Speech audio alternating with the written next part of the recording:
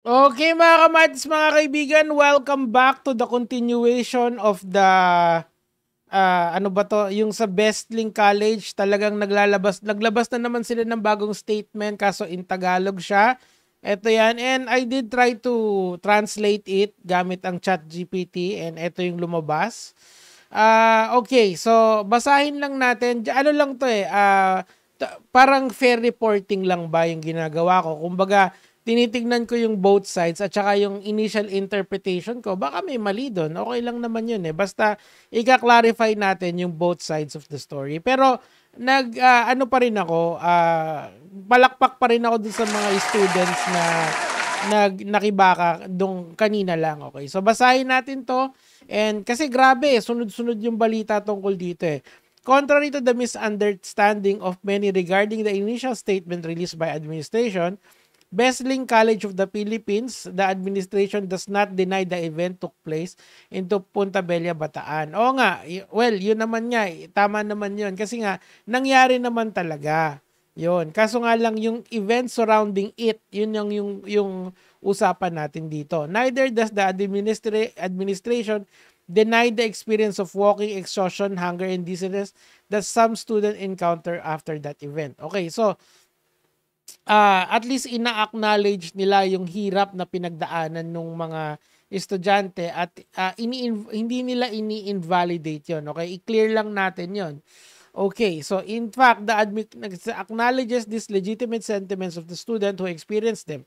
Therefore, it was clear in the initial statement that what the refuted certain reports, though not explicitly mentioned, such as false claim about casualties, ayun. Alam ko may mga hinimatay. Yun yung ano sa akin. Yun okay naman yun kung walang casualty. Missing students yan, hindi ko alam yan. A smoking bus, yun yung hindi ko gets dito eh. Kasi may TikTok video na kumakalat na may umuusok. Baka yung makina yung umuusok, hindi natin alam. Pero kung mapapanood natin yung TikTok video, siguro let's try to find it in real time para lang If you've ever used a dating app, you've probably had some... Ito, hanapin natin dito. Ano ba to? BCP bus. Okay? Tapos, ito. Ayan no. Ito yung a certain Viera Pola. Siya yung nag-post nito eh. Ayan siya yung nag-post niyang bus na yan eh. Teka. Ito. Ayan no. Yan yung tinutukoy natin. Tapos if you move forward a little bit, ayan o, nag-uusok-usok to eh. Yan. Ngayon, hindi ko alam kung ano ibig sabihin, kung yan yata yung rinirefute nila eh. Na hindi daw totoo yan. Pero pakinggan natin yun.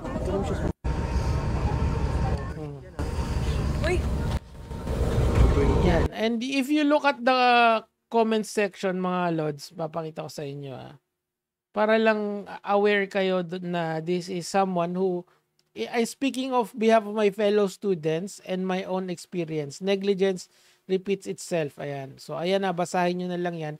Ang sinasabi ko lang, ito yung nireport natin kahapon. Ito yung dinidebunk or nire-refute nila ngayon. Okay, so, ituloy na natin yung pagbabasa natin dito na in English version natin para naman madaling basahin.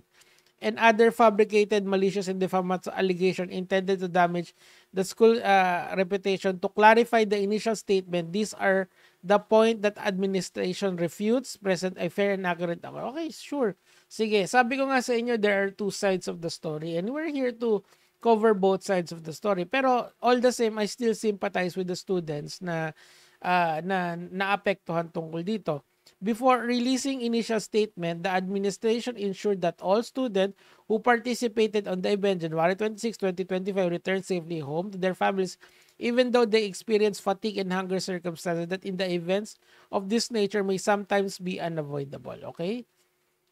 Alright, so etong yung hindi daw maiiwasan yung mga yung mga nangyaring hindi kaaya-aya kasi gusto nilang umuwi. Okay. Additionally, the initial statement clearly expressed the administration's sympathy for the students, their families, the residents of Hermosa, Bataan for inconvenience experienced following the event. Okay? To clarify, the administration had no intention of causing hardship to the student due to the walking. Well, totoo naman yan. Kaso nga lang sana na-avoid. May precautionary measures. Ako yun pa rin naman yung stand ko dun eh. There should have been more precautionary measures na in-implement yung school. Okay, so to clarify, the administration had no, okay, nabasa na pala natin yan.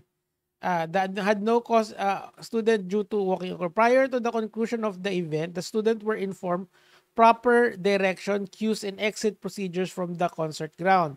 Bus driver were also made aware of designated pick-up time to ensure a smooth boarding process for students. The failure to follow this given direction led to confusion and disorder among students, as well as traffic congestion and hindered smooth travel buses in designated pickup area. Well, kasalanan pala ng mga hindi nakikinig na estudyante. Dapat nakinig kayo.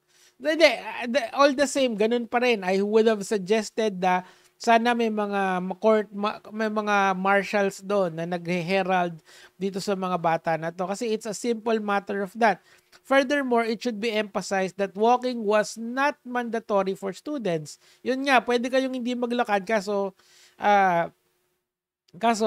stay kayo doon, 'di ba? Yun yung ating natuklasan nung huli. The students walk voluntary in their eagerness to reach and board their assigned buses as soon as possible. Okay, the walking was undertaken by students to get their even though some buses were temporarily parked in different locations within Hermosa, Bataan due to large number of buses needed to on the ongoing conclusion of the event. See, kasalanan pa pala ng mga estudyante.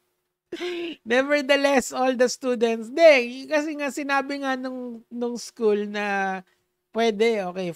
Nevertheless, all students were able to return safely from Hermosa, Bataan to Quezon City on their respective buses. Okay?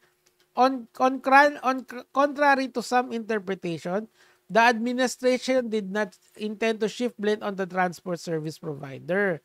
The situation arose to due unclear communication and weak signal in the reception area. Dapat talaga meron silang marshal, 'di ba? Sinabi ko na 'yun nung una, uulitin ko uli ngayon.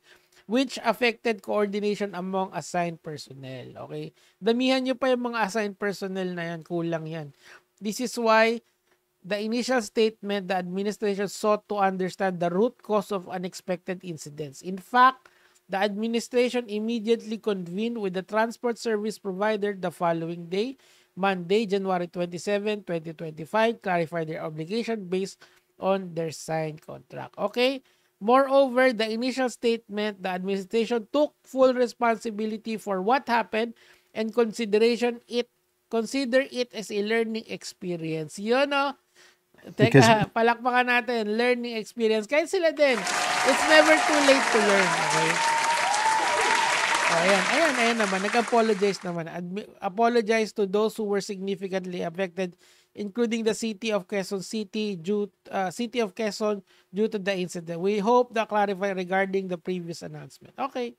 So ano po ang masasabi nyo dito mga mga BCP? Ako, in my opinion, at least they're taking accountability for it, and samot-sari talaga yung storya. To be honest with you, I will always sympathize with the children na naapektuhan nito. I would say na next time, gawin nyo na lang sa malapit yung foundation day. Can it be just in the school grounds? Magkaroon na lang ng school fair? Tapos magkaroon na lang ng intram, something like this, but I don't know. Anyway, mga kamads, mga kaibigan, update lang natin just to be fair, and we are just reporting the news and how it comes. Okay? Yun lang naman. Mga lods, good night po.